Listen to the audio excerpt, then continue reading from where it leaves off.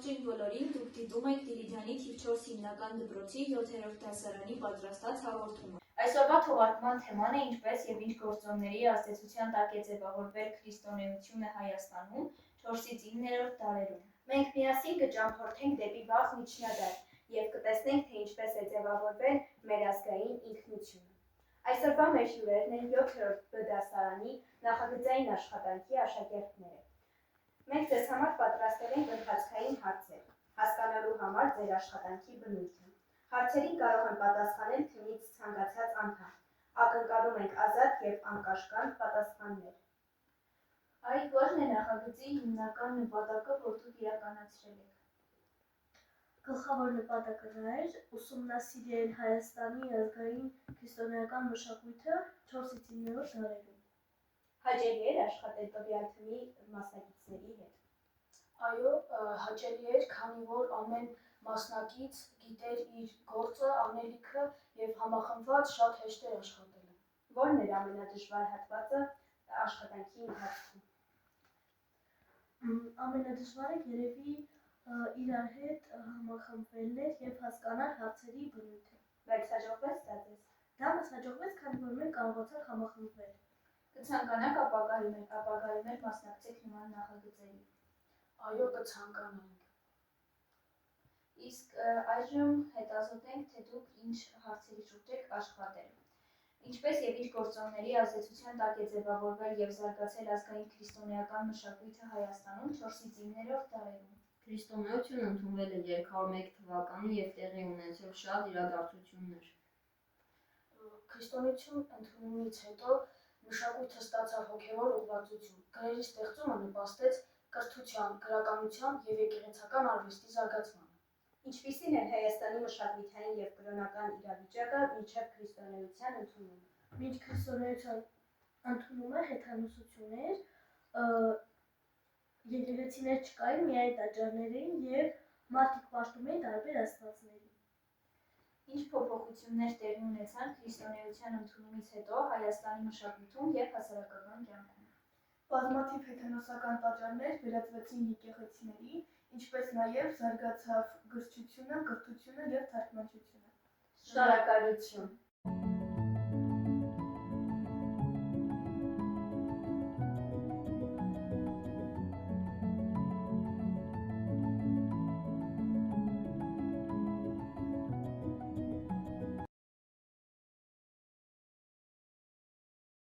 Կլսենք, թե երկրորդ խմբի սովորողները որ հարցերի շուրջ են հետազոտել։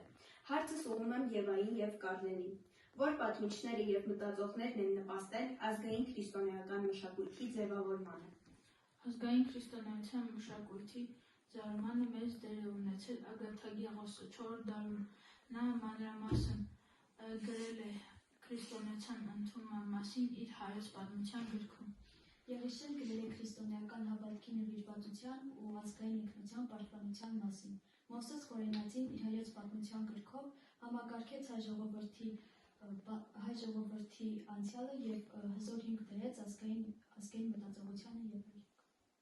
Այժմ հարցը ուղղում եմ Էլենին։ Ինչպես է հայ գրերի ստեղծումը նպաստել կրթության եւ գիտության զարգացմանը։ Հայոց գրերի ստեղծումը 405 թվականին հնարավորություն է տվել հայոց լեզվի տարածմանը։ Այն թույլ է տվել թարգմանել եւ պահպանել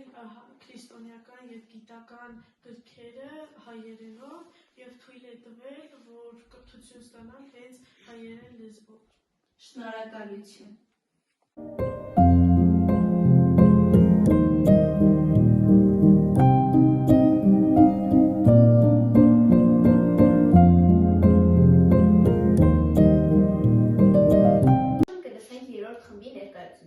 Պատասխանները։ Կտեսնենք, թե ինչ թեմաների շուրջ են նրանք հետազոտել։ Ինչպիսին էր Բյուզանդիայի, Պարսկաստանի եւ արաբական աշխարհների ազդեցությունը հայկական քրիստոնեական մշակույթի վրա։ Բյուզանդիայի, Պարսկաստանի եւ արաբական աշխարհների ազդեցությունը շատ տարբեր է նպաստել հայկական քրիստոնեական մշակույթի հարստացմանը, միաժամանակ նպաստել նրա ինքնությանը։ Ձեզ համար պատրաստել ենք ընթացքային հարցեր հասկանալու համար ձեր աշխատանքի բնույթը։ Որն էր ամենադժվար հատվածը նախագծի ընթացքում։ Նախագծի ընթացքում ամենադժվար հատվածը այն է, որ պետք է խմբի անդամների հետ միավորվեինք։ Կցանկանաք մասնակցել նմանատիպ նախագծերի։ Այո։ Շնորհակալություն։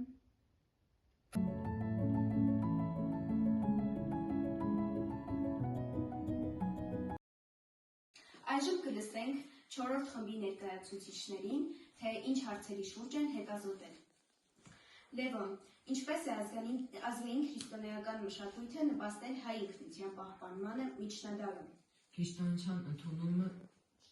որպես պետական կրոն ամրապնդեց ազգային ինքնագիտակցությունը, միավորելով ժողովրդին ընդհանուր հավատքով և արժեքներով։ Հայ առաքելական եկեղեցին ոչ միայն պետական կրոն, այլև մշակութային և քաղաքական դեր է խաղում։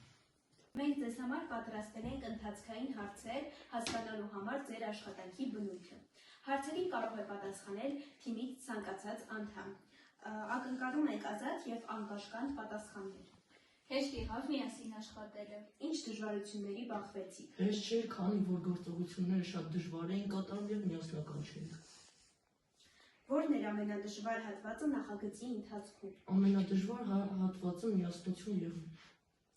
Հաճելի եղավ աշխատել տվյալ թիմի մասնակիցների հետ։ Այո, հետաքրքիր փաստեր կան։ Կցանկանաք ապագայում մասնակցել նմանատիպ Այո, նախագծերի։ իհարկե։ Հայաստանի քրիստոնեական մշակույթն ապացուցում է, որ հավատքն ու մշակույթը միաձուլելով կարող են դառնալ մի ամբողջ ժողովրդի գոյության հիմքը։ Այսպիսով Հայաստանի ազգային քրիստոնեական մշակույթը ձևավորվեց բազմաբնույթ գործոնների ազդեցության տակ, կրելով թե ներքին զարգացումների, թե արտաքին ազդեցությունների հիմքերը։ Մեր անցյալը ճանաչելը մեզ օգնում է գնահատել ներկան ու կառուցել ապագան։ Շնորհակալություն ուշադրության համար։